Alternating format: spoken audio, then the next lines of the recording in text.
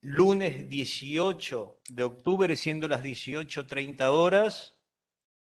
Comenzamos con el ciclo de charlas del nuevo Código Procesal Civil y Comercial que entra en vigencia el 1 de diciembre en toda la provincia de Corrientes, y estamos expectantes y con muchas ganas de que comience la transformación del Poder Judicial, y ustedes son los protagonistas, jueces, secretarios y todos los operadores judiciales, tanto abogados de la matrícula como operadores judiciales. Así que muy buenas tardes a todos. Hoy vamos a escuchar a la doctora Victoria Colombo, que nos hablará de lineamientos generales. También lo escucharemos a los doctores Pedroso, Filippic y Silvero sobre proceso sucesorio, distintas facetas. Diego Yen Pedroso hablará de la nueva dinámica del proceso sucesorio en la reforma. La doctora Filippic, proceso sucesorio, reglas generales. La doctora Lourdes Silvero, sucesión extrajudicial. Convenio, ¿dónde lo hacemos? ¿Por escritura pública o privada? ¿Necesita homologación judicial? ¿Sí o no? Desde la declaratoria de herederos y un parangón entre lo nuevo y lo viejo y lo que se viene. Así que bienvenidos a todos. Comenzamos. Doctora Victoria Colombo es juez civil y comercial número 3 de la ciudad de Goya, segunda circunscripción judicial. La escuchamos. Buenas tardes, muchas gracias, doctor Seman. Gracias, Alina, por la convocatoria a participar de estas charlas. La verdad que te felicito por la organización porque es una muestra más de tu compromiso efectivo con nuestra formación continua. Bueno, voy a compartir pantalla, mi PowerPoint. A mí me toca hablar hoy sobre proceso ordinario por audiencias. Ahí está. La verdad es que es muchísimo lo que hay para decir respecto al proceso ordinario por audiencias, así es que en estos pocos minutos me voy a tratar de referir a algunos lineamientos generales, como dice el título, las reformas trascendentales, como así también algunos puntitos que a mí me gustaría compartir. ¿Se está viendo el PowerPoint? Sí, se empezó a ver. Un poquito traslúcido, lento, Sí, pero bueno. exactamente, sí. Ahí está. Bueno, la regulación de este proceso ordinario por audiencias comienza ya en el artículo 437, inciso A del nuevo código a entrar en vigencia, cuando nos dice que toda cuestión que no tuviera previsto un proceso especial va a tramitar por este proceso, y es importante conocer sus normas en el sentido de que se aplican en forma subsidiaria a los restantes procesos en cuanto sea pertinente. Por supuesto que para conocer sus normas no solamente debemos recurrir a la regulación específica prevista en el título 2, estos artículos 438, 467, sino también a todas las normas que están vinculadas a la producción de la prueba, tanto las reglas generales como los medios de prueba en particular. Muy bien. Las etapas de este proceso ya las conocemos, entonces me voy a remitir directamente a la etapa postulatoria, que se mantiene escrita, se conforma por supuesto de los escritos postulatorios que son la demanda, la reconvención, las excepciones y sus contestaciones. Y en este sentido entiendo que el código pretende una transformación importante en cuanto a la forma y a la finalidad de los escritos. Ya desde el artículo 438, cuando enuncia los recaudos, los requisitos de la demanda, muy similar a nuestro vigente artículo 330, nos dice que la redacción debe ser clara y ordenada para facilitar la contestación de la demanda, que se debe citar jurisprudencia de manera tal que podamos recurrir a ella y que el relato de los hechos esté relacionado, vinculado con los medios de prueba que se ofrecen destinados a corroborarlos. En términos actuales, en materia del ofrecimiento de prueba, podríamos decir que se sumariza al proceso ordinario porque con la demanda de contestación y los demás escritos postulatorios se deben acompañar la documentación y ofrecer todos los medios de prueba restantes que ya sabemos que puede ser también en soporte distinto al papel, cuestión que ya se trató en estas charlas. Con respecto al traslado de la demanda, la modificación se da en cuanto al plazo, que va a ser de 20 días, y la notificación del traslado de la demanda, si bien la regla, nuestro nuevo código a entrar en vigencia es la notificación electrónica, entiendo que esta puede ser una de las excepciones porque es la citación a intervenir por primera vez a la contraparte al proceso. En relación a las excepciones, se simplifica el plazo para interponerla, se unifica con la contestación de la demanda a la reconvención. Y lo importante de este código es que las excepciones deben estar resueltas antes de fijar la audiencia preliminar.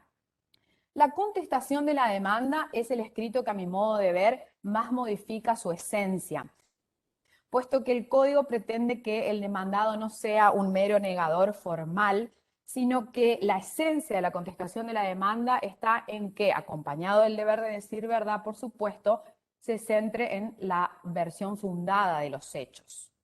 Respecto a la reconvención, no hay grandes modificaciones, salvo por supuesto el traslado 20 días, y sí hay una modificación importante en lo que es la falta de contestación de la demanda, puesto que se elimina el instituto de la rebeldía, y en este supuesto los jueces tenemos dos alternativas: o llamar autos para sentencia si consideramos que hay elementos suficientes, o fijar fecha de audiencia preliminar, que el código no nos establece específicamente o en forma expresa en qué plazo en este supuesto. Muy bien. Y acá llegamos a la estrella del proceso ordinario por audiencias, que es la audiencia preliminar, que por supuesto es la primera instancia oral del proceso, va a ser videograbada, salvo la instancia de la conciliación, y en este sentido yo me permito darles mi opinión respecto a la falta de grabación de la conciliación. Si bien entiendo que el hecho de no grabar esta instancia de la conciliación tiene que ver, por un lado, con la confidencialidad, la reserva, y por otro lado también con promover que las partes desarrollen sus posturas con mayor soltura, yo creo de todas maneras que es necesario que exista un registro de todas las tratativas conciliatorias. Si no puede hacerse o no puede hacerse a través de una videograbación, que sería la forma más fiel de reproducir lo que efectivamente... Sí, están mostrando una transparencia en este momento. ¿No estoy, ¿me Perdón, escucha? Lourdes, por favor, si puede poner en silencio. Perdón. Ah, no, la que estaba en Silvero. silencio es la doctora. Sí. Lourdes, doctora Silvero. Ya está, doctora, ya gracias. Ah, bien. Ajá, Ahora sí bueno, podés continuar, disculpa. bueno, Sí. dije, ¿desde dónde empiezo de nuevo? Bueno, entonces les decía que si bien entiendo o considero que la mejor manera de registrar es a través de la videograbación, porque es la forma más fiel de representar lo que realmente ocurrió, de todas maneras debería existir algún tipo de registro escrito de esas tratativas, porque son muy importantes para retomarlas en cualquier momento del proceso, principalmente por supuesto la audiencia final, para intentar, una vez producida la prueba, una nueva conciliación. Bueno, sabemos ya que esta audiencia es dirigida personalmente por el juez bajo pena de nulidad y que los objetivos principales son la conciliación, la admisión de la prueba y todo lo que tiene que ver con la organización de la actividad probatoria. En este sentido, no tengo tiempo, por supuesto, para detallar la organización de la actividad probatoria, pero creo que es una de las instancias en las que más acuerdos procesales podemos celebrar jueces y profesionales. Se va a levantar un acta, que entiendo va a ser mucho más simple de la que venimos haciendo hasta el momento, porque la audiencia va a ser videograbada, y quise incorporar acá estos dos institutos que me parecen importantes. Uno, la conclusión anticipada del proceso. Es una herramienta muy útil que nos da el Código Procesal a entrar en vigencia, porque nos permite que en cualquier momento del proceso, si nosotros así lo consideramos, que hay elementos suficientes, podemos dictar un proveído y firme llamar directamente a autos para sentencia. Y otro instituto interesante del que ya se habló también es la producción anticipada de la prueba, no solamente con los fines de preservar la fuente de prueba, como ocurre en el Código Procesal vigente hasta diciembre, sino también la producción anticipada de la prueba con fines conciliatorios. ¿Y por qué lo traigo en este momento en el que estoy hablando de la audiencia preliminar? porque creo que tenemos que tenerlo presente justamente en este momento. Es una buena oportunidad. Generalmente cuando llegamos a la audiencia preliminar ya está integrada la relación procesal, subjetiva y objetivamente, y por lo tanto ahí es cuando podemos determinar, o muchas veces advertimos que el proceso se circunscribe, la resolución del proceso se circunscribe a la producción de 2 o 3 medios de prueba, generalmente técnicos. Entonces es un buen acuerdo procesal supeditarlo a esos medios, limitarlos, eso acota los tiempos, por supuesto, y después, por ejemplo, fijar una nueva audiencia de conciliación en base al resultado de esta prueba. Es algo que hoy está previsto, de hecho, en el artículo 326 bis de la prueba pericial anticipada, aunque limitada solamente a este medio de prueba. Muy bien. Quiero resaltar también un artículo, el 457, que por un lado me parece una muy buena incorporación, pero creo que a su vez debe ser excepcional, y me explico. A la audiencia preliminar pueden comparecer las partes por sí o por apoderados, y el código nos aclara con facultades, con instrucciones. Naturalmente es muy importante que si las partes comparecen por apoderados, estos vengan no solamente debidamente instruidos, sino con facultades para conciliar. De lo contrario, pierde razón de ser esta instancia tan importante que es la conciliación. Eso por un lado. Por eso entiendo que debe ser utilizada en forma excepcional y que las partes deben comparecer a la audiencia. De la misma manera que los justiciables quieren oír al juez, verlos y que los escuche, de la misma manera, al menos yo personalmente, me gusta verlos y escucharlos, porque es la manera más efectiva de conocer las pretensiones y poder intentar así una conciliación efectiva. Y en cuanto al contenido, si bien no me puedo detener demasiado de la audiencia preliminar, me gustaría sí hacer una referencia respecto a esta conciliación. Creo que esta instancia de conciliación hasta el momento no la hemos desarrollado lo suficiente. Y hoy tenemos una oportunidad con este nuevo código procesal. El código procesal ya no nos dice a los jueces invitar a las partes a una conciliación, nos dice intentar una conciliación, y creo que es diferente porque intentar implica realizar todos los actos tendientes a lograr el objetivo. Ahora, ¿por qué creo que no está del todo desarrollado? Muy bien. Primero, sabemos que para comparecer a la audiencia preliminar, porque de esto se ha hablado mucho, debemos venir y presentarnos lo suficientemente instruidos y preparados, tanto jueces como profesionales, en relación a las pretensiones que alegaron las partes en sus escritos postulatorios. Pero también creo que existe una cuota de improvisación en esa audiencia que se da justamente por la habilidad de observación crítica que nos da la inmediación, para poder desentrañar efectivamente cuál es la historia detrás de los escritos postulatorios, cuáles fueron las razones que llevaron a la parte al litigio. Y creo en esto que más que un deber, tenemos que tener un compromiso de colaboración, jueces y profesionales, destinados justamente a desarrollar a esta audiencia de una manera diferente. ¿De qué manera? Con dos postulados, a mi modo de ver. Uno, la creatividad, y otro, la escucha activa. ¿Y qué quiere decir esto de la creatividad? La instancia de conciliación a la audiencia preliminar no es el momento para que las partes brinden los fundamentos de sus posiciones. Eso es litigio. La creatividad se da porque las partes en este momento y los jueces nos tenemos que sacar el chip del litigio y poner el chip del acuerdo. ¿Y qué quiere decir eso? Intentar comprender, como les decía, la historia que llevó a las partes al proceso, para de esa manera tratar de lograr una mejor propuesta, más efectiva, de cumplimiento rápido, una propuesta de conciliación, teniendo en consideración que muchas veces la solución del conflicto es algo totalmente distinto a lo que las partes pidieron al juez y que jamás va a poder ser objeto de la sentencia, puesto en virtud del principio de congruencia.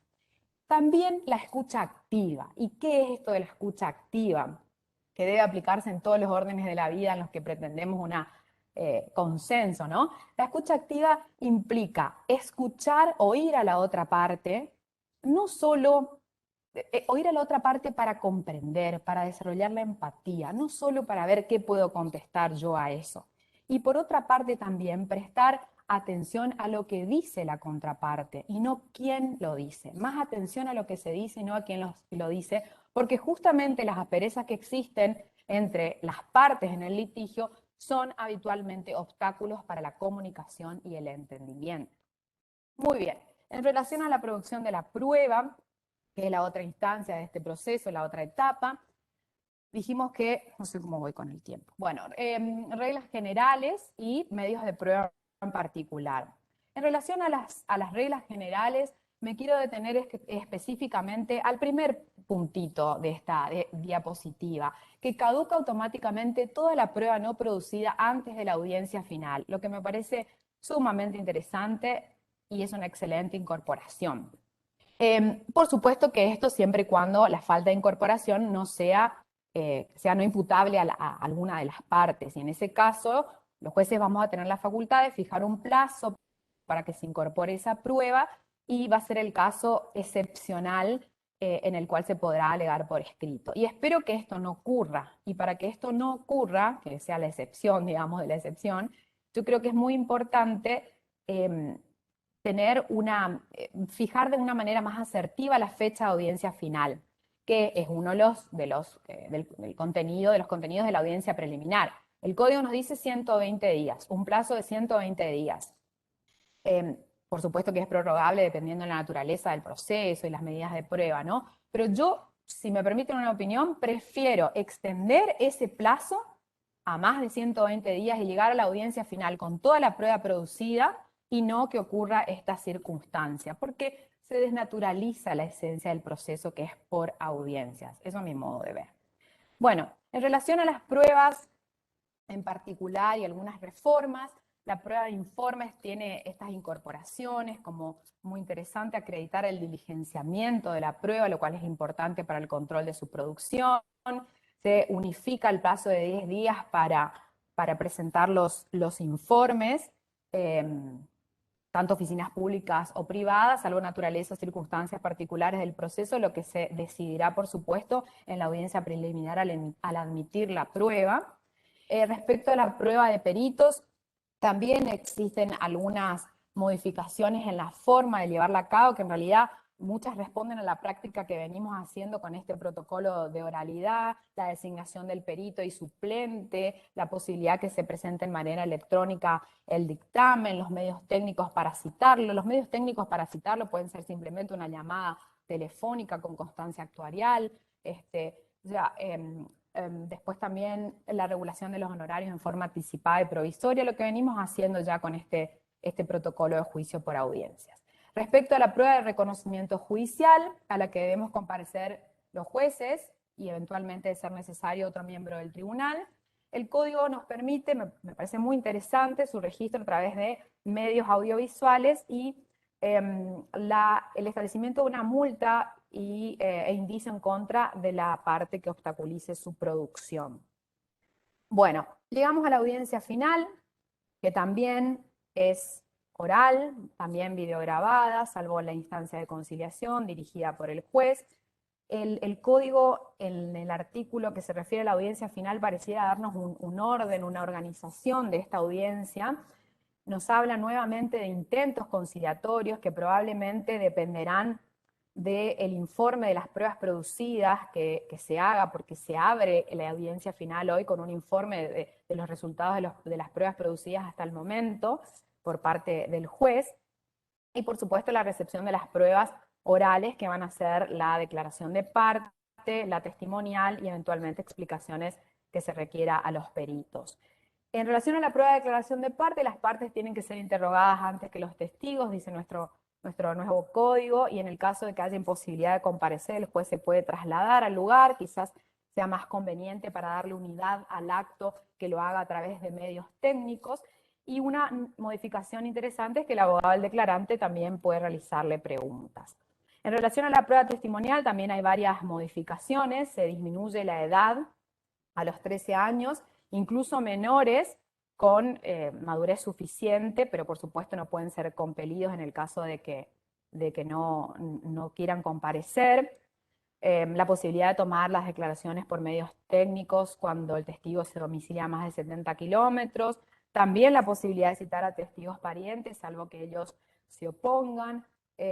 Se prevé la posibilidad de ofrecer testigos en reemplazo de los primeros ofrecidos, digamos, para el caso de imposibilidad, y una modificación de 5 días como plazo para citarlos a comparecer. Bueno, una vez que está producida toda la prueba, desde luego tenemos la posibilidad de los alegatos orales en un plazo aproximado de 15 minutos, que sigue siendo facultativo. Bueno, como les decía, también está la excepción del alegato escrito, que esperemos que no lo hagamos más. Esperemos que en este tiempo los abogados se ejerciten en este tiempito que nos queda, empecemos a ejercitar los alegatos orales. Y también la posibilidad de la sentencia, ¿no?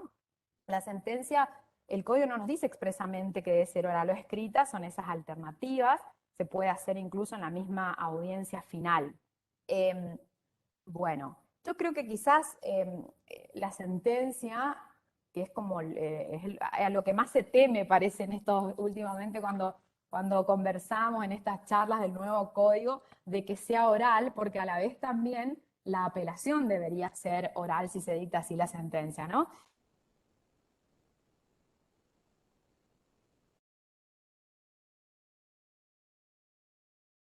Victoria, ¿te quedaste? ¿Nos escuchás? ¿Nos escuchás, ¿Estoy? Victoria? Ay, Ahí, sí, sí, sí, sí, sí. sí. Se me cortó un poquito la conexión. Se te Creo que cortó dejé un de segundo, compartir sí. pantalla, ¿o no? Bien. ¿Estoy compartiendo pantalla? Sí, ¿Sí? ¿Sigo? sí, sí, se está Bueno, viendo, se entonces, está viendo. bien, perfecto, ahí amplié. Bueno, como les decía, entonces, quizás podríamos empezar a hacerlo de manera progresiva, con aquellas cuestiones que no son tan complejas, y me parece que también es interesante lo que lo podemos hacer, que puede ser materia de acuerdo incluso en la audiencia preliminar. Nos acordamos que la sentencia va a ser dictada oral y que eventualmente los abogados tendrán que apelarla en esa misma instancia para que estemos todos al tanto de lo que va a ocurrir. Bueno, creo como una sugerencia final en este punto de la sentencia, que sería interesante diseñar, así como propuesta no muy madurada, lo digo, un sistema parecido al que hicieron los colegas penales, un sistema conclusivo para llamar a audiencias en las cuales podamos dictar sentencia oral en aquellas cuestiones que quedaron pendientes. Vamos a ver qué opinan después mis colegas. Bueno, y finalmente, como conclusión, me gustaría que nos remontemos a mediados del año 2019, cuando se presentaba el protocolo de juicio por audiencias, y las incertidumbres y los temores que había en ese momento respecto a su aplicación. Y hoy estamos finalizando el 2021, habiendo atravesado una pandemia con todo lo que esto significó, los cambios disruptivos en nuestras formas de trabajo, pero por sobre todas las cosas, creo profundos cambios personales. Y en este sentido, ayer fue el Día de la Madre, quiero hacer un reconocimiento a todas las funcionarias, magistradas, agentes que son mamás, sobre todo de niños y niñas pequeñas, con quienes me siento identificada porque reconozco y sé el esfuerzo que ha sido trabajar en estos tiempos. Así es que bueno, la buena noticia es que atravesamos mucho más de lo que nos hubiésemos imaginado, así es que creo que no nos queda otro camino que es el que nos vaya mucho mejor. Muchas gracias. Perfecto, Victoria, en tiempo exacto y muy Perfecto. acertadas tus palabras. ¿Se Bueno, escuchó me alegro que bien? así sea. Muy bien, Bueno, gracias. ahora vamos a escuchar al doctor Diego Gianpedroso, es juez de paz de San Cosme y San Damián. Nos va a hablar sobre la nueva dinámica del proceso sucesorio en la reforma. Doctor Jen, lo escuchamos. Muchas gracias, doctor. Buenas tardes a todos los presentes que están a través de esta plataforma que nos permite comunicar con todos los puntos de la provincia, con todos nuestros colegas, y agradecer en primer término al Superior Tribunal en la persona del doctor Seman, al presidente, al doctor Rey Vázquez y al doctor Augusto Fernando Nis, que son los coordinadores generales de estos eventos académicos relacionados a la reforma del código. Creo que es un gran desafío para tanto los operadores, los que formamos parte de este sistema, empezar a trabajar con las herramientas del siglo XXI. Destaco la acertada elección de este panel porque lo conformamos 3 jueces con realidades distintas. La doctora Filipip es jueza de la capital con causas complejas en materia de juicio sucesorio. La doctora Lourdes Silvero es una juez de una localidad, ciudad importante del interior como lo es Esquina. Y quien les habla es juez de paz, que si bien no tengo la complejidad que tienen las doctoras, lo tengo en tratamiento de menor cuantía, se llama. Nosotros los jueces de paz tenemos una ley de organización en competencia donde tenemos algunas herramientas para tratar la materia y también debemos ajustarnos al procedimiento del juicio sucesorio. Con esta reforma se van a modificar los artículos que decían nuestra ley y van a pasar a ser del 633 al 704 los que nos vamos a regir en el ámbito de la justicia de paz. Nuestra ley dice, además de los recaudos, o sea, la tramitación del juicio sucesorio en la justicia de paz con este nuevo código va a continuar al igual que el anterior, como los mismos recaudos que se tramitan los juicios sucesorios en cualquiera de las, en cualquier instancia, en primera instancia, en cualquier lugar de la provincia. Conforme nosotros tenemos establecido una limitación por el monto del acervo hereditario. En principio, si es denunciado ya al iniciarse el juicio sucesorio y excede del monto de 200.000 pesos, nosotros debemos declararnos incompetentes y remitir al juez de primera instancia de nuestra circunscripción. Para el caso que no lo sea aún ahí, sino con el transcurrir del proceso, yo encuentro ahora, nuestra ley decía, el momento del inventario de evalúo. Yo encuentro una objeción, interpreto con la aplicación de 2 artículos del nuevo código, que cuando sea la denuncia de bienes y el inventario de evalúo, reitero otra vez, redundante digamos, provocaría que si de ese análisis surgen que los bienes del causante exceden la suma de 200.000 pesos, deberíamos declarar incompetente, pero tendríamos que haber avanzado hasta esa situación con la declaratoria de herederos. Generalmente mi criterio es, ustedes saben que la justicia de paz atiende, como había dicho, la menor cuantía. Si existen bienes que muchas veces en el caso de un automotor excede 200.000 pesos, pero a lo mejor muchas veces un único bien y no existe más que el cónyuge y los hijos como herederos, se puede continuar tramitando ante la justicia de paz, poner de manifiesto que si existe oposición en un plazo para que continúe el tribunal entendiendo, se lo puede concluir en nuestra instancia, obviamente siempre respetando el debido proceso y estando en protección la garantía en el caso que existiesen menores, con la intervención del Ministerio Público Pupilar.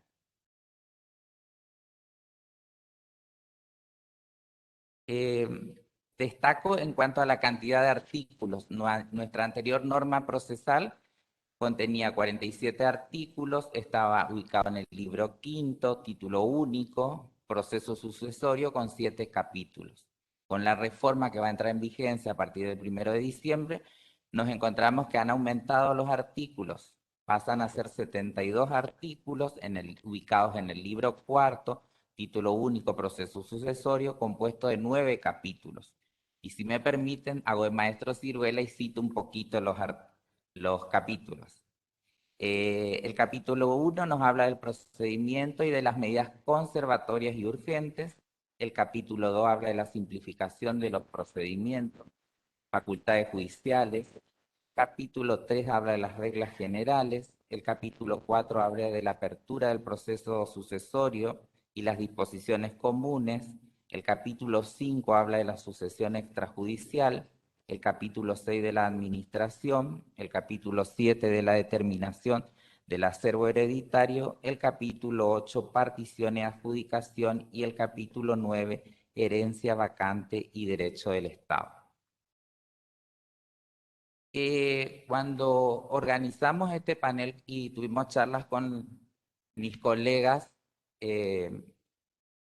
cada uno manifestando su experiencia, hablábamos que siempre en todos los cursos, que casi la mayoría de los que estamos presentes coincidimos participando, siempre hablamos del plazo razonable, tutela judicial efectiva, o sea, predicamos con esas palabras, pero ahora es el desafío de este código que realmente en el caso de uno de los procesos que es más criticados, que es el juicio sucesorio, pueda iniciarse y concluir en plazo razonable con la facultad que le da a los jueces de que tengamos mayor protagonismo y podamos ir limpiando las medidas que sean necesarias para llegar al acuerdo y a la famosa partición y adjudicación de los bienes del causante. Brevemente, el capítulo primero comienza con las medidas conservatorias y urgentes. Y acá yo no soy procesalista, pero le hago una crítica, digamos, comparando con el anterior código, tenía como una regla general antes de ingresar directamente a las medidas conservatorias. Consulté con de otras provincias, mantienen esa misma estructura, hablan de reglas generales sintéticos y después le dan prioridad a este capítulo de las medidas conservatorias y urgentes. Nuestro código menciona dos normas del código de fondo que son el artículo 2327 y 2352 del Código Civil y Comercial, donde claramente dice, aún antes de la apertura del proceso judicial sucesorio, a pedido de un coheredero, el juez puede ordenar todas las medidas urgentes que requiere interés común. Bueno, no quiero seguir leyendo el artículo, pero en concreto, digamos, que se puede plantear ante el tribunal una medida conservatoria de los bienes del causante y se pueden disponer todas las diligencias tendientes a preservar ese patrimonio, que son constatación, inventario de los lugares, medidas conservatorias. Y yo entiendo que en el ámbito de la justicia de paz, si por ejemplo excede, pero debemos, o sea, al analizar lo que yo tengo, no tengo que, ¿cómo es? Entender primeramente el valor, porque puede ser, por ejemplo, un campo, un establecimiento agropecuario, que se tengan que tomar medidas y yo no voy a depender de la medida de la cuestión de la competencia. O sea, automáticamente voy a disponer todas las medidas necesarias a conservar ese campo, ese establecimiento agropecuario y después, si es necesario, me declararé incompetente. Pero lo que busca el código en estas medidas es que se conserven los bienes del causante para que no sean perdidos, robados, etc. Establece también esta norma un administrador provisorio. La norma, si bien habla el código, el código de fondo, cómo se designa o a quién se le puede designar, nuestra norma procesal establece claramente que en el caso del causante sea casado, en primer término a quien debemos designar es a la cónyuge. Y en segundo lugar, a algún familiar o en caso eventual que tuviera un hijo mayor o a la falta de algún familiar o alguien que tenga interés en la conservación. Para eso lo deberá acreditar.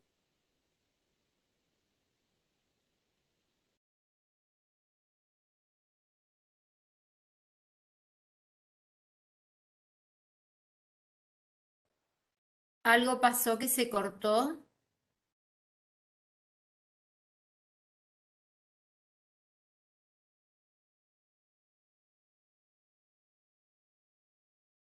Guillermo, ¿me escuchás, Guillermo? El proceso dictando despachos Ah, está. concentrados y anticipados. Perdón. ¿No se me escucha, Perdón, Liz? se cortó un ratito la transmisión, pero está siguiendo, sí. Bueno, no, decía que pasé un poquito para ir avanzando al capítulo segundo, donde el título es Simplificación de procedimientos y facultades judiciales. El artículo 638 establece claramente que el trámite del proceso sucesorio, el juez debe velar por la concentración, celeridad y simplificación de los trámites y dirigir el proceso dictando despachos concentrados y anticipados. En cada decisión logremos la mayor concentración de medidas y de procedimientos para que, como vuelvo a repetir, obtengamos el verdadero plazo razonable y no se dilaten en cuestiones meramente dilatorias para entorpecer el trámite sucesorio. Bueno, después están los artículos de los honorarios, de la regulación, cómo se tramita, la importancia que se le da a la tasa de justicia, que no, la liquidación de la tasa de justicia o la falta de pago en la tramitación no implica que se suspenda el mismo. Deberá continuarse y una vez antes de su finalización deberán estar cancelados los mismos ante los organismos correspondientes.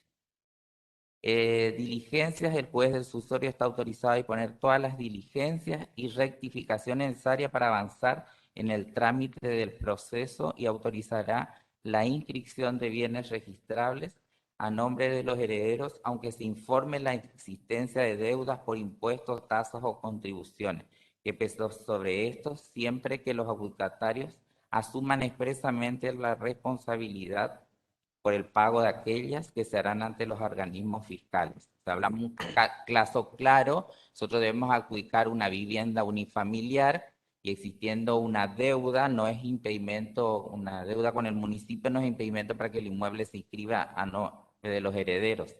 Se hará saber al municipio local que los mismos mantienen la deuda y deberán realizar el respectivo plan de pago.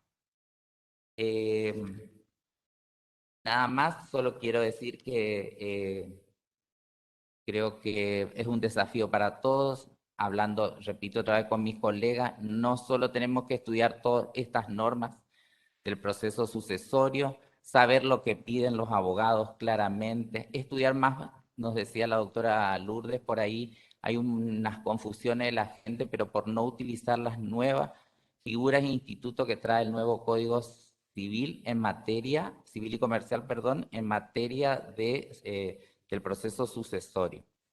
Vamos a tener en cuenta también la atención a los sectores más vulnerables. Dice ahí también uno de los artículos del código que si existe una persona en estado de vulnerabilidad grave y depende de la decisión, sus derechos van a ser parte del sucesorio, o sea, si dependía del causante, esa persona vulnerable, y queda en estado de indefección, tenemos que lograr todas las herramientas para que esa persona continúe recibiendo mínimamente alguna prestación o alguna cuestión que dependía del causante y que de acuerdo a lo que haya dejado se lo pueda solucionar. Y concluyo con un cuentito, puede ser.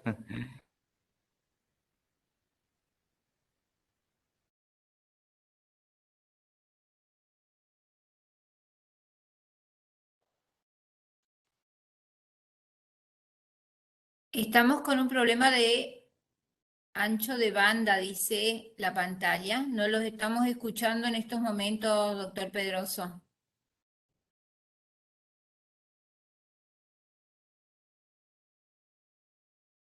La diferencia no estuvo en la piedra, sino en la persona. No existe piedra en tu camino que no puedas aprovechar para tu propio crecimiento. Muchas gracias y bueno, a seguir estudiando. Muchas gracias, doctor. Así es, doctor. Muchísimas gracias. Muy linda su exposición, muy clara. Así que a trabajar. Doctor Seman, Sí, hemos tenido dos cortes en el momento que estaba contando el cuento del doctor Pedroso y antes también desde el Salón de Acuerdos, ¿sabe? No sé, ustedes no se dieron cuenta, me parece. acá no se escuchó normalmente todas las exposiciones. Sí, no, pero se le cortó al doctor Pedroso dos veces, en dos oportunidades, solo segundos. Bueno, muy bien. Sigamos. Sí, por favor, doctor. La doctora Filipit es ahora. Bueno, la doctora Sonia Elizabeth Filippic es juez civil y comercial número 6 de la primera circunscripción judicial con asiento en la ciudad de Corrientes. Doctora Filipic, somos todo escucha. Bien, buenas tardes a toda la audiencia. Agradezco infinitamente la presentación del doctor Seman, la invitación también de todo el equipo a conformar este panel. Bueno, acá estamos, es necesario y muy importante detenernos en este tiempo como para estudiar y conocer este nuevo Código Procesal Civil y Comercial que está próximo a entrar en vigencia. Bueno, en este panel nosotros se nos asignó hablar de proceso sucesorio, como ya lo describió mi colega, es un tema bastante amplio, abarca varios capítulos y por el acotado tiempo nosotros debemos centrarnos al tema que se nos asignó. En mi caso, el tema fue reglas generales y bueno, como para continuar con los capítulos del código también abarqué apertura del proceso sucesorio. La metodología que voy a utilizar para esta exposición es a partir de comparar el código que tenemos actualmente vigente, señalar cuáles son las modificaciones y las novedades que trae este nuevo código. Lo que sí ya, desde ya podemos decir que este nuevo código en materia de proceso sucesorio trajo muchos o varios artículos que se alinean con el código o con la reforma, digamos, del código de fondo, con el código civil y comercial. Bueno, comenzando con el capítulo que se me ha asignado, que es reglas generales. Voy a poner los anteojos. Ustedes tienen sus códigos a mano. Si bien es un poco tedioso leer los artículos en una exposición, pero bueno, es necesario para poder señalarles cuáles son las reformas o las incorporaciones y señalarles cuáles son las novedades. Como ya lo había señalado el doctor Pedroso, han cambiado el orden, la ubicación. Nosotros en este capítulo 3 tenemos las reglas, como reglas generales, comienza con el artículo 648 y este capítulo culmina con el artículo 652. Este artículo 648 habla de la intervención de los interesados, se divide en 3 incisos y en principio no hay mayor novedad salvo el inciso C, que incorpora que el organismo recaudador fiscal podrá intervenir en la forma y a los efectos que establezca el Código Fiscal en cuanto concierne a su interés. Este sería el inciso novedoso, la incorporación. Luego seguimos con el artículo 649. Tampoco veo que haya mayor novedad.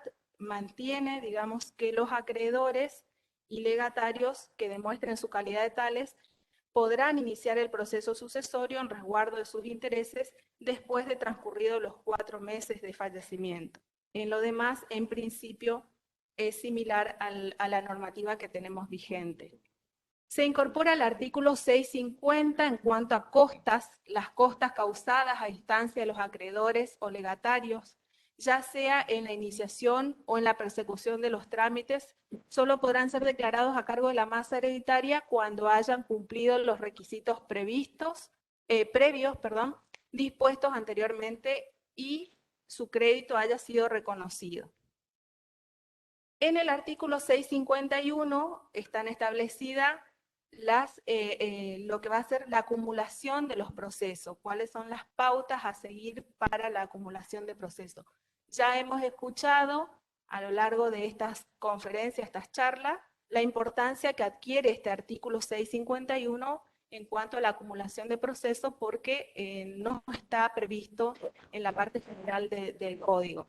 Bueno, este artículo se divide en 5 incisos donde especifica cómo va a ser, cómo se hace la acumulación. En el inciso A dice, si coexiste un proceso sucesorio intestado y uno testamentario, aquel se acumulará al proceso testamentario. En el inciso B, si coexisten procesos sucesorios intestados, la acumulación se hará a que esté más avanzado. Si estuviesen en el mismo estado, al que se hubiese iniciado primero. Si coexisten dos procesos sucesorios testamentarios, la acumulación se hará a aquel cuyo testamento fuera de fecha posterior.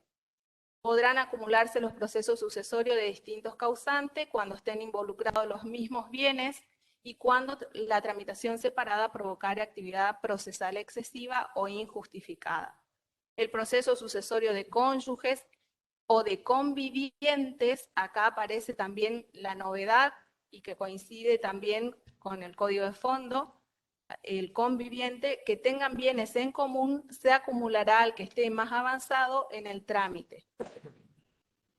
Bien, respecto del artículo, sigo para no leer todo, el artículo 652, fallecimiento de los herederos, si bien ya lo teníamos regulado en el anterior código, en este aclara cómo se debe acreditar la calidad. En aquel nos decía que debía acreditar la vocación, en el caso de fallecimiento del heredero, si un heredero o presunto heredero fallece con posterioridad al causante, sus sucesores podrán intervenir acreditando la calidad de tales con la declaratoria de heredero. Lo que agrega este artículo es expresamente el instrumento con el cual deben acreditar esa calidad. Bien, esto es el capítulo 3 respecto a reglas generales. Paso ahora a mencionar los artículos y las novedades que tenemos o que descubrimos en el capítulo 4, que refiere a la apertura del proceso sucesorio, las disposiciones comunes. En este capítulo destaco que el código trae especificado claramente cuáles son los recaudos que debe contener el pedido de apertura del proceso sucesorio, y luego en el artículo 660 nos dice qué debe contener la resolución de apertura. Comenzamos con el artículo 653 entonces. El pedido de apertura al sucesorio con el pedido se debe acreditar el fallecimiento del causante, acreditar su legitimación, a cuyo efecto deberá demostrar la calidad que invoca para fundar su interés, indicar la existencia de otros herederos o interesados, y acá aparece un inciso que es novedad, que no lo teníamos como recaudo para iniciar el sucesorio, que es presentar el informe del registro de juicios universales acerca de la inexistencia de otros procesos en trámite. Inciso E, manifestar si conoce la existencia de testamento del causante, ya lo teníamos. El inciso F, presentar informe del registro de testamento del Colegio de Escribanos de la provincia, aparece también como recaudo previo. Y el inciso G, presentar poder especial o general, que también ya lo teníamos.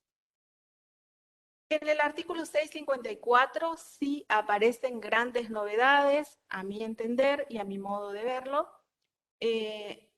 Refiere a la denuncia de interesados. Dice, en el pedido de apertura, al expresar si el derecho que pretende es exclusivo o si concurren otros herederos, deberá denunciar el nombre y domicilio de los herederos o representantes legales conocidos, bajo apercibimiento de ser considerados poseedores de mala fe en los términos del Código Civil y Comercial. Y esta última frase es la novedad que trae, porque si bien nosotros teníamos ya regulado que había que denunciar quiénes eran los herederos, esto trae ya un apercibimiento para el caso de omitir esa denuncia. Y el párrafo que sigue, digamos, ayornando esta postura. Sin perjuicio de ello, la presentación posterior de los herederos conocidos y no denunciados dará lugar a la aplicación de una multa por omisión maliciosa. Esta novedad, trae también como una traba para proseguir, digamos, con el trámite. Dice, si no están cumplidos todos estos recaudos que acabamos de leer, no se publicarán los edictos. el pedido de apertura podrá ser considerado como labor también profesional, total o parcialmente inoficiosa a los fines arancelarios. Por ende, hay una obligación también para los profesionales de realizar bien, cumplir con todos estos recaudos. Bueno, en el artículo siguiente, este código trata el testamento hológrafo, describe todos los pasos que debemos hacer ante la presentación del testamento. Dice, si el causante dejó testamento hológrafo, se labrará acta por secretaría en la forma inmediata, con presencia de quien acompañó y denunció la existencia del testamento hológrafo. Se dará la intervención al agente fiscal y a la asesoría de menores si correspondiere. Comunicar al registro de juicios universales la existencia del proceso para su registración y citar a los presuntos herederos y beneficiarios cuyos domicilios fuesen conocidos. Y acá aparece la novedad, a la audiencia que se fijará 339 del Código Civil y Comercial. ¿Cuál es la novedad? Que nuestro actual Código Procesal Civil y Comercial prevé la obligación o el deber, digamos, de ofrecer 2 testigos para reconocer la letra y la firma del causante. El código de fondo ya lo trae y nuestro código acoge esa modificación y establece que para comprobar la autenticidad de la escritura y de la firma al testador, se utilizará la pericial caligráfica. Por eso los artículos que siguen hablan de cómo se va a proceder a la designación del perito.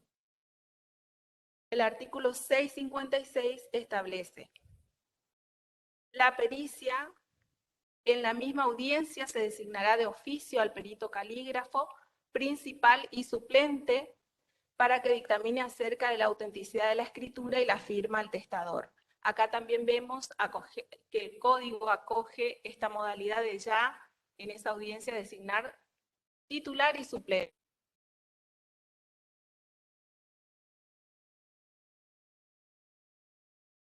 El perito suplente. El plazo que se fija para que el perito realice su dictamen es de 30 días, no mayor a 30 días, lo establece el juez, pero el código establece como plazo máximo 30 días.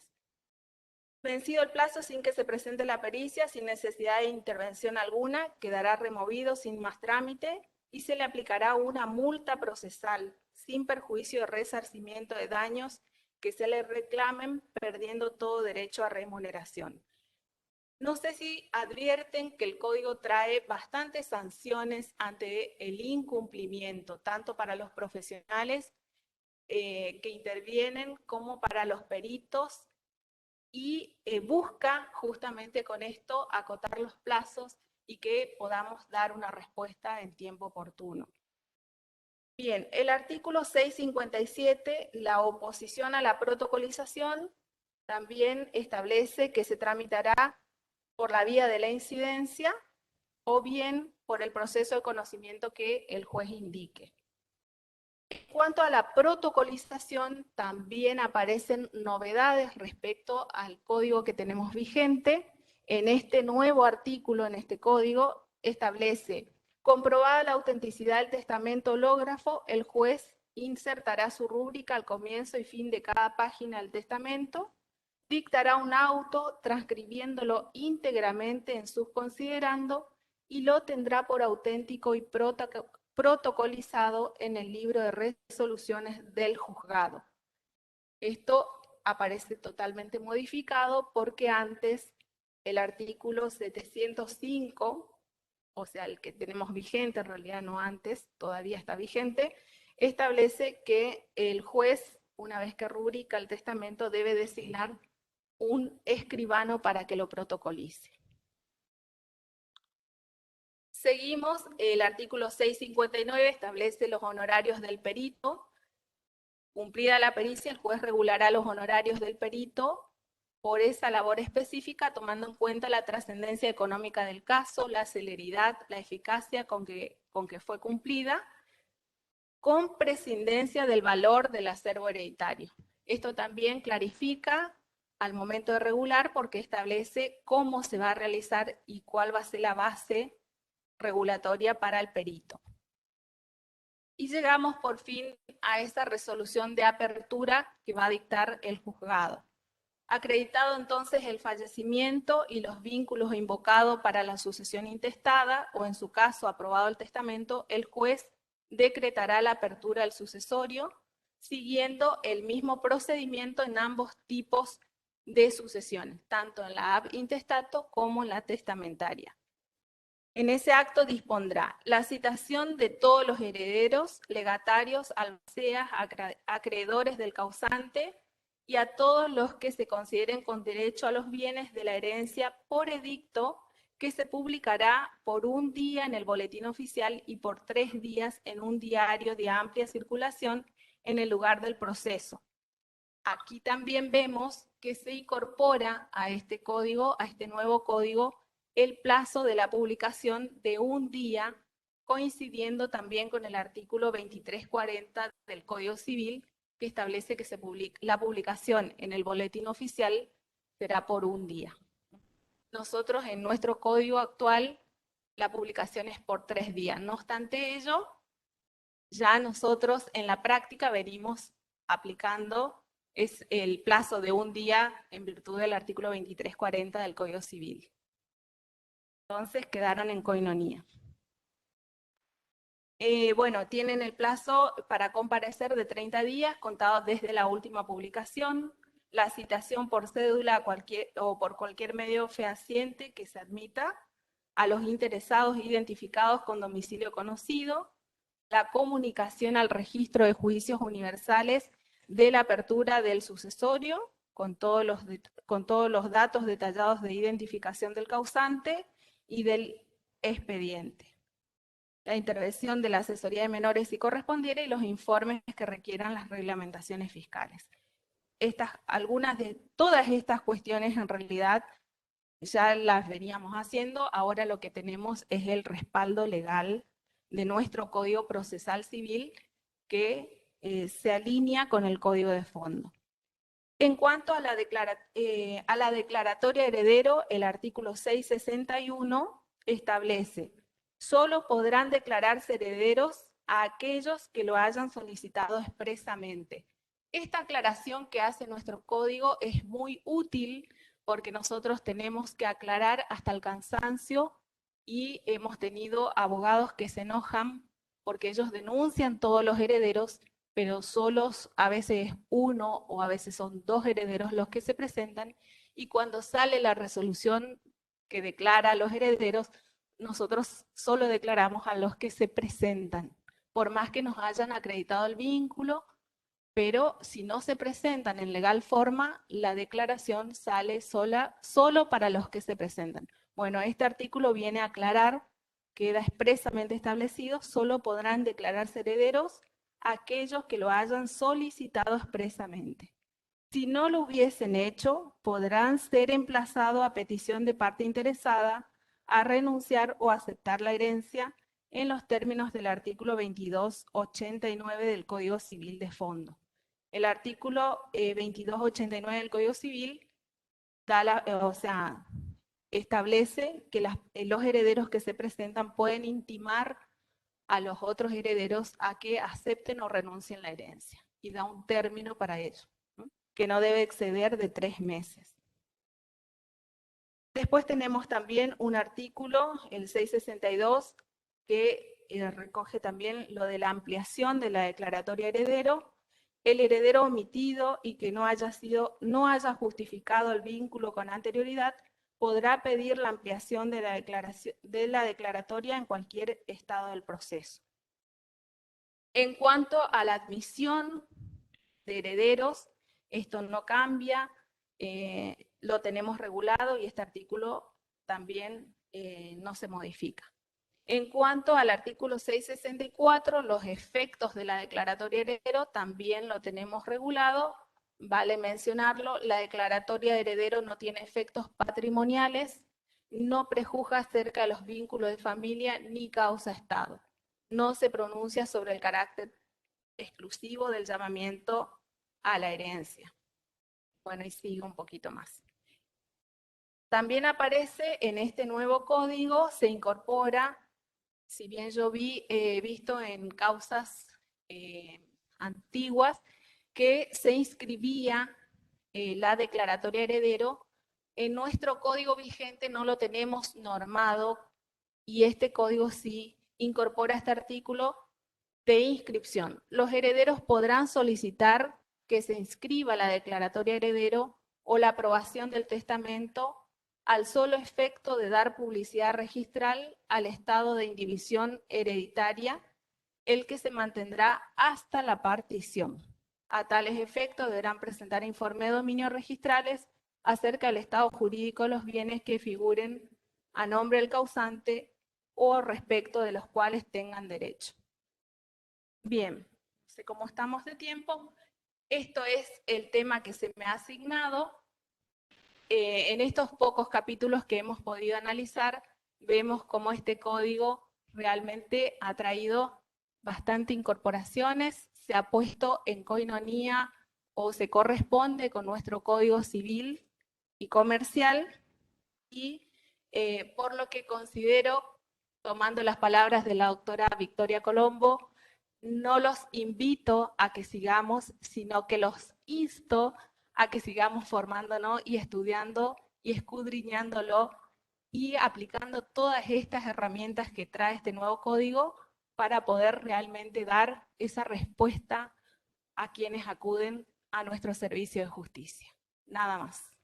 Bueno, muchísimas gracias, doctora Filippi. Procesos sucesorios. Esperemos que ya no duren 20, 30, 40 años. Eso es lo que se busca. Yo creo que se incorporaron tantas sanciones, tantas multas para el caso de incumplimiento, es más, intimaciones a los herederos que no se presentan, que es lo que hace que se demoren tantos años. Cuando los herederos no se presentan y nosotros tenemos como regla, por ejemplo, la unanimidad, que todos den su conformidad y ahí queda trabado el proceso. Entonces, hasta que no se le notifica, no podemos avanzar, pero ya está. Bueno, pero esperemos que pasemos ahora al proceso sucesorio extrajudicial. ¿Qué podemos hacer afuera del expediente judicial y qué parte? ¿Y desde qué parte, desde qué acto procesal? Así que la escuchamos a la doctora Lourdes Silvero, juez civil y comercial de la ciudad de Esquinas, segunda circunscripción judicial de nuestra provincia. Doctora Silvero, la escuchamos.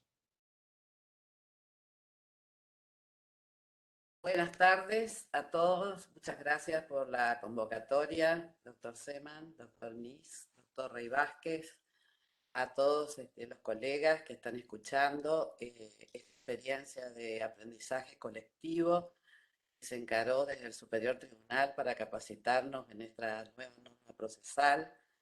Porta un desafío para la gestión desde la nueva forma de hacer las cosas, aplicando todos los elementos que resulten más efectivos para un mejor servicio de justicia. El tema que abordo en esta charla se llama sucesiones extrajudiciales. Realmente lo elegí porque me suscitó una curiosidad intelectual en relación a la posibilidad de ver cómo podemos acortar estos procesos que sabemos es un proceso de tipo patrimonial, voluntario, pero que atraviesa toda la vida de las personas. En las sucesiones, por la experiencia del trabajo de campo y de la praxis judicial, vemos que aquí se encuentra comprometido el pasado, el presente y el futuro de todo un patrimonio familiar.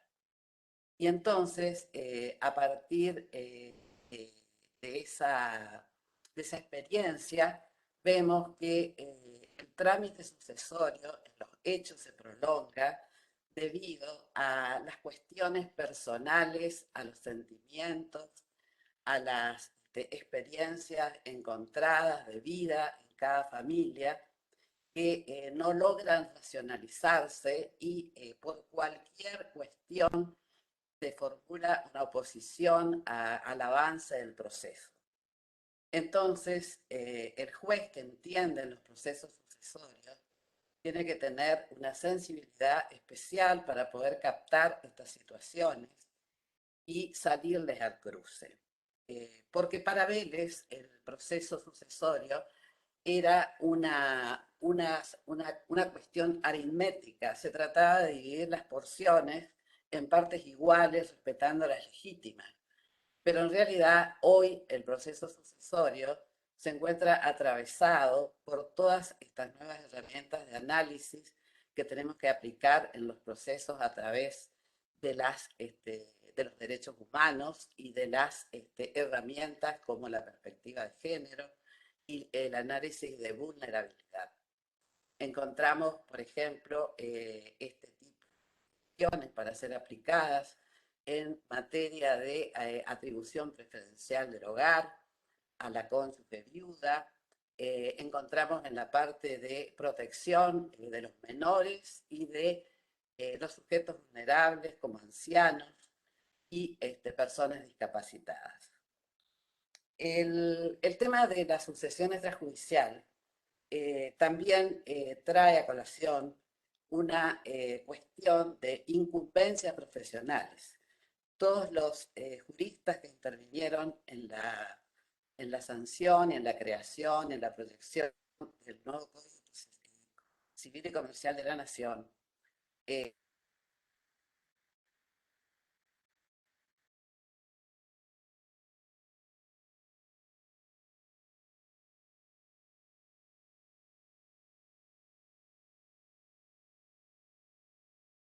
Lourdes, se cortó.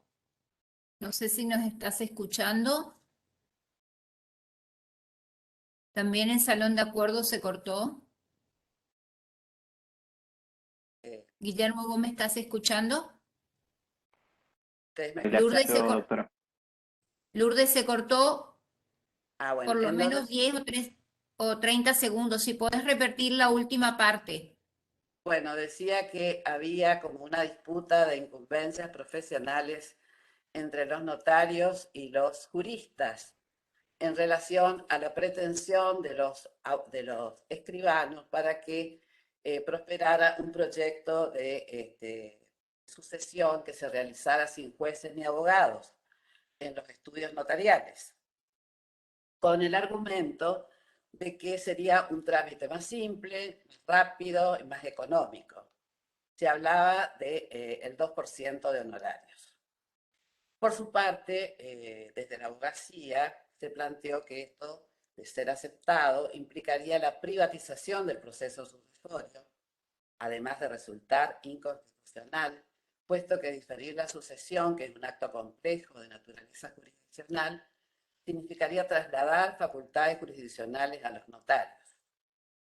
Tampoco resultaría más económico, porque en caso de que hubiera disputas entre los herederos, no solo habría que abonar los honorarios de los escribanos, sino también de los abogados.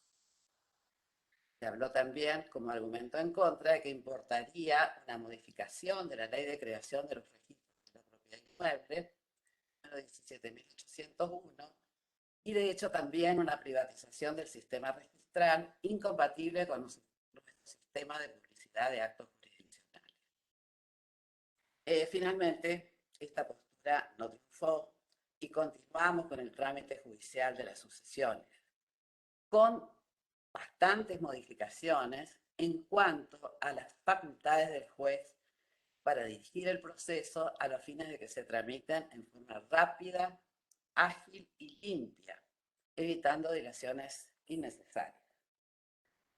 Sabemos que esta cuestión de que somos humanos y que las sucesiones a veces se producen situaciones de abusos, asimetrías de poder, inclusive se producen situaciones de violencia económica, psicológica.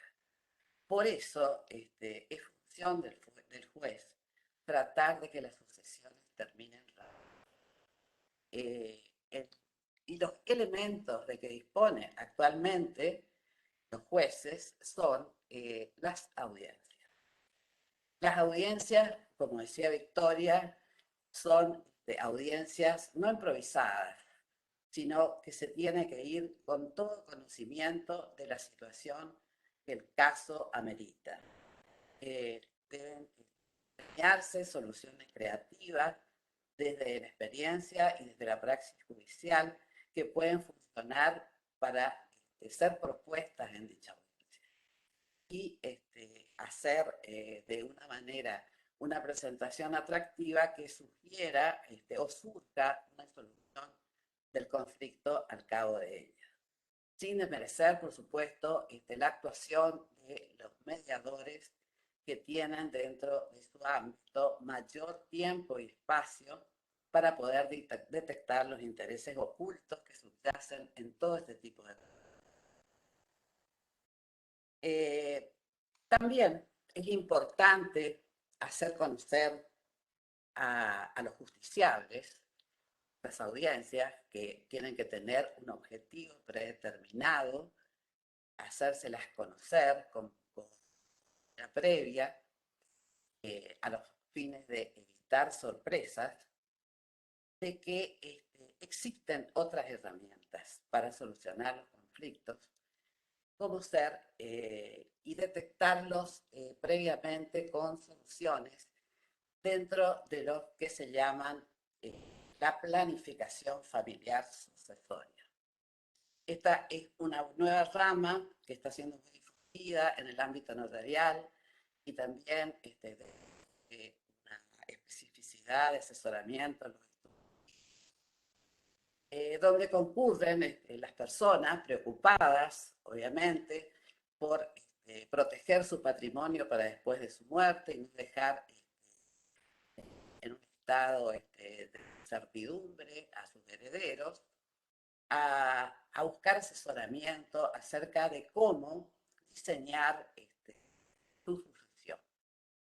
Este diseño se hace no solamente desde el aspecto patrimonial, pudiendo ser la partición por ascendientes a través de donaciones o testamentos, donde se prevean específicamente qué bienes se le van a asignar a sus herederos, a través de la mejora de la legítima, no solamente de los hijos discapacitados, que se encuentra habilitado en el nuevo Código Comercial de la Nación, sino también a través de la porción disponible, que es una porción que se ha ampliado al 33% del 20% del código anterior.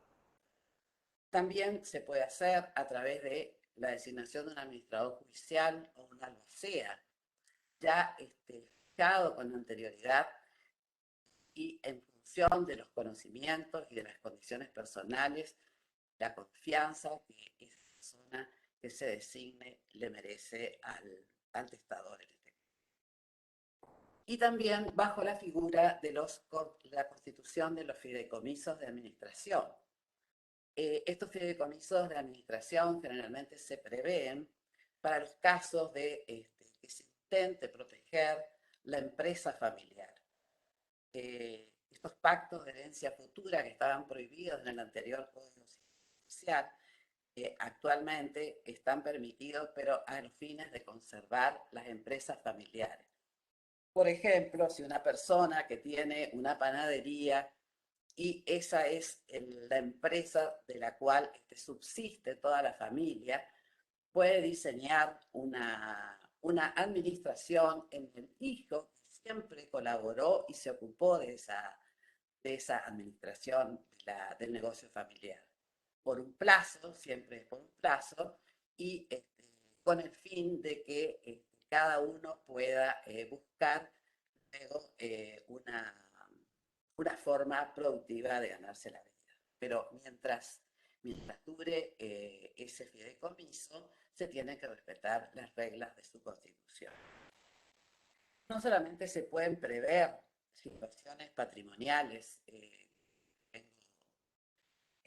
diciendo, sino también cuestiones extrapatrimoniales que hacen a disposiciones anticipadas en relación al propio cuerpo. Por ejemplo, se puede establecer ya el destino de exequias, las donaciones de órganos, la entrega del cadáver, artículos 60, 61 del Código Civil y Comercial.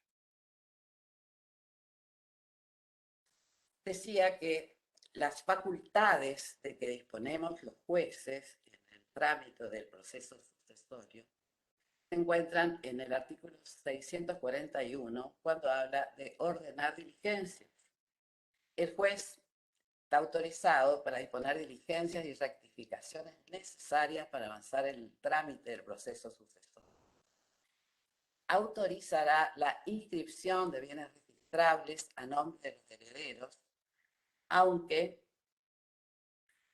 existan deudas por impuestos, tasas o contribuciones que pesan sobre estos, siempre que los adjudicatarios asuman expresamente la responsabilidad por el pago de aquellas, lo que se hará saber a los organismos fiscales correspondientes.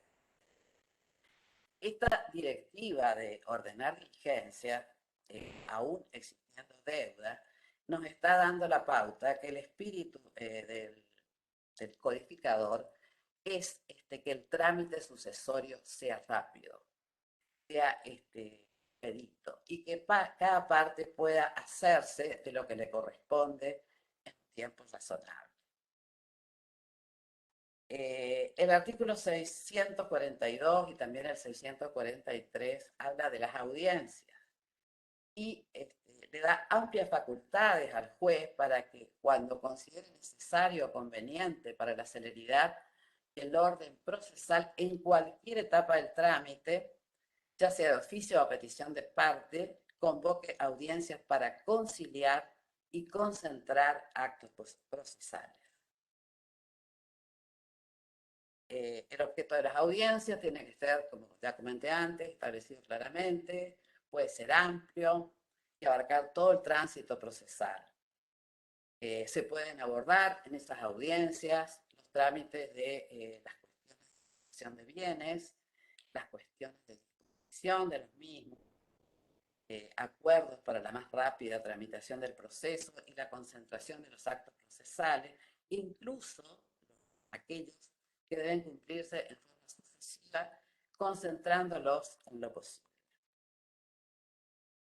Nosotros tenemos habitualmente cuestiones de impugnaciones, de rendiciones de cuentas, que se prolongan en el tiempo y generan incidencias que tratamos en lo posible de resolverla en el ámbito de una audiencia.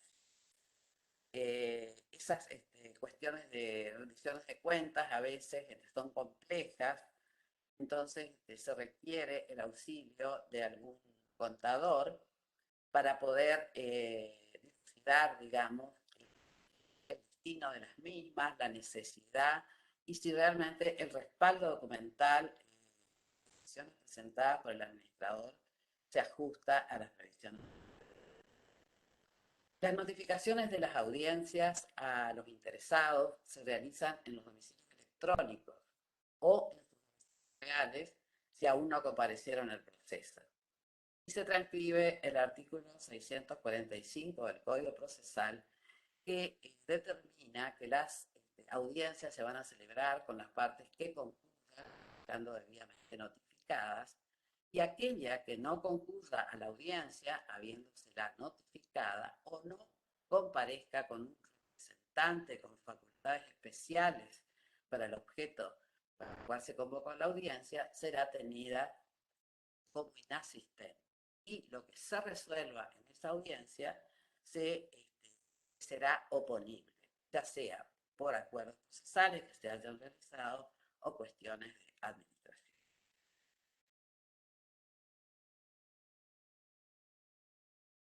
También tenemos una audiencia especial fijada para luego de la declaratoria de herederos. Esta audiencia, posterior a la declaratoria de herederos, podrá unificarse expresamente en el proveído que la disponga la designación del administrador definitivo, del inventariador, tasador y partidor en la resolución que dicte dicta la declaratoria de herederos o aprueba el testamento, siendo deber del juez proponer la conciliación, concentración de los trámites, informar el carácter de trámite voluntario del proceso, prescindir de peritos y la posibilidad de suplir el inventario de evaluación por la denuncia y evaluación de los bienes realizada en forma unánime. También se pueden realizar acuerdos de partición privada, trámites ulteriores en forma extrajudicial según lo autoriza el Código. Este deber de información del juez en la audiencia suple muchas veces la falta de asesoramiento.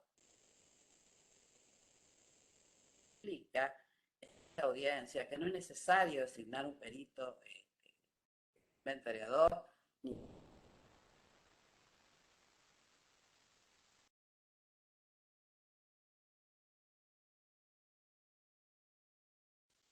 Lourdes, se te cortó, no sé, ¿me estás escuchando?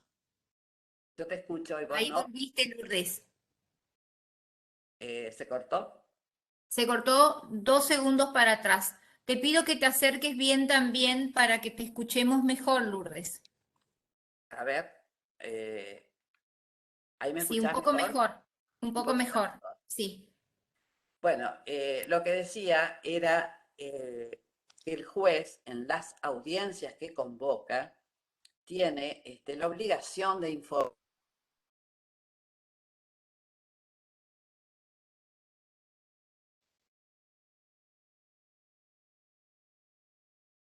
Se volvió a cortar, Lourdes. Se volvió a cortar, ¿me escuchás? Denuncia privada de bienes, que pueden realizarla las mismas partes y de esa manera evitar un costo adicional. La sucesión extrajudicial, ya entrando estrictamente a esta materia, es un instituto que está previsto en el derecho extranjero que se da hasta la posesión de la herencia. Situación que no ocurre en el derecho nacional porque la posesión de la herencia, los herederos entran ipso iure a partir de la muerte del causante. Sin embargo, como decía, esta figura de la sucesión extrajudicial solamente puede ser abordada en la segunda etapa del proceso, cuando los herederos declarados fueren capaces, una vez que estuviera aprobado el testamento o dictada la declaratoria de herederos. Aquí el trámite se tiene que realizar con intervención de un abogado que las partes designen. Ese abogado tendrá a su cargo llevar adelante todos los informes, sobre la denuncia de bienes, tramitarlos ante los organismos administrativos. Si existen desacuerdos entre las partes o con los organismos administrativos, deben ser decididos por el juez del sucesorio. Como decía, el inventario puede ser realizado privadamente, la tasación también, se puede designar un administrador hasta que se disponga la adjudicación, pueden acordar el pago de las deudas y de las cargas de la sucesión, la manera de hacerlo. Y también se puede realizar una partición parcial o total de los bienes entre las partes. Esta partición parcial o total de los bienes se realizará por escritura pública y celebrados los acuerdos entre los herederos, se agrega una copia al expediente y se otorga una a cada interesado. El secretario certifica la incorporación del acuerdo a la causa para solicitar luego la inscripción de dichos bienes en los registros respectivos. Y los honorarios de los profesionales que intervienen en esta parte del proceso se regulan igual que en el trámite judicial y solo procede esa regulación cuando se demuestre que el trámite está finalizado. este es un recurso, digamos, que se dispone a los fines de acortar los procesos, concentrarlos y hacerlos más económicos. Bueno, entiendo que con la utilización de estas herramientas y el desafío que impone en la gestión este Código Civil Social, tenemos los jueces por delante que desarrollar un arduo trabajo que desde mi perspectiva y en el ámbito en que desarrollo mi labor, que soy jueza multifuero, veo algunas dificultades en relación a que vamos a tener un tiempo, como estamos teniendo ahora, una transición entre los viejos procesos hasta que se implementó el protocolo de oralidad, y ahora las audiencias van a tener que ser todo el tiempo. A su vez, siendo única juez en materia multifuero, tengo que tener intervención en laborales, las audiencias de trámite, tengo que atender cuestiones de violencia familiar, también tengo turnos en 2 fines de semana en los juzgados penales, en el juzgado penal. Entonces, me parece que sería una situación a contemplar de que se pudiera nombrar más jueces que pudieran también colaborar con la implementación de esta nueva herramienta. O facultar a los secretarios, que también son personas formadas y capacitadas, para poder delegar aquellas cuestiones donde el juez puede, no causa nulidad de la audiencia. Muchísimas gracias por el espacio y bueno, quedo a su disposición. Bueno,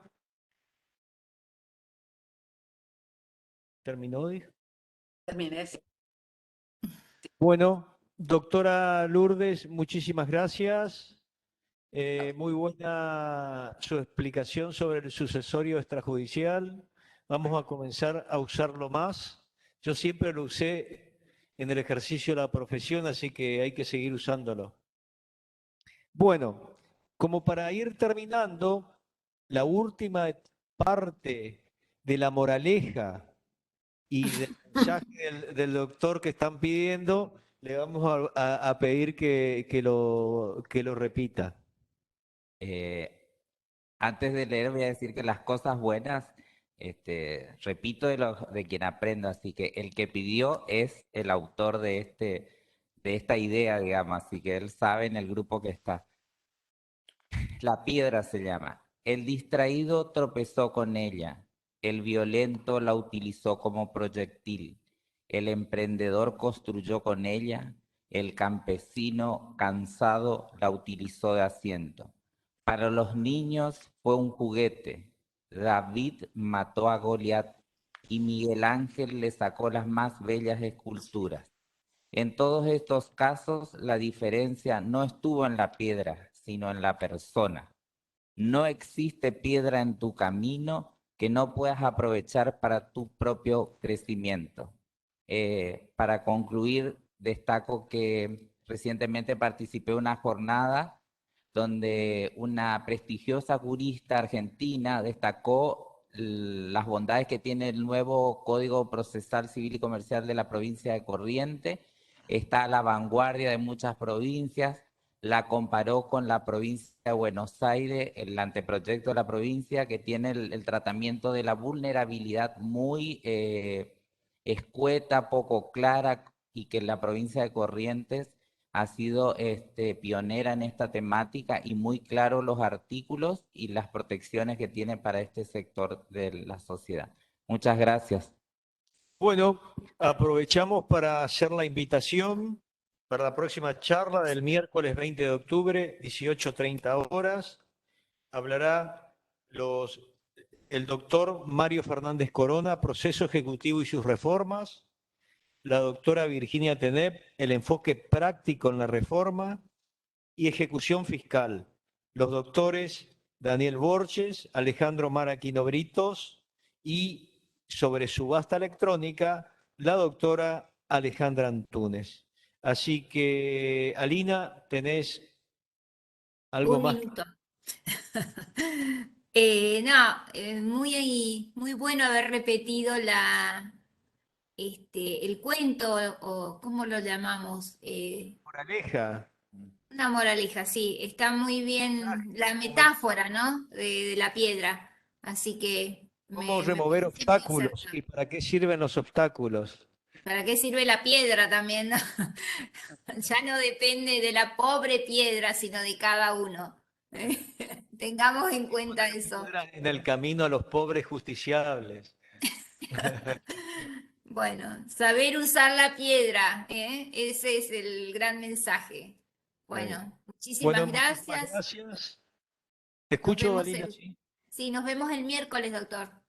Bueno, Muchas gracias muchísimas a los gracias. expositores. Gracias a todos los exponentes del día de hoy. Muy lindas las Sí, charlas. Muy lindo verlas a todos ustedes, verlos a todos ustedes. Así que nos hace bien estar sí, unidos por lo menos a través del Zoom. Bueno, muchísimas gracias y hasta el miércoles. sí. Hay muchas felicitaciones acá en el chat privado también, así que eso quiero transmitirles a todos. Muchísimas gracias. Hasta el miércoles.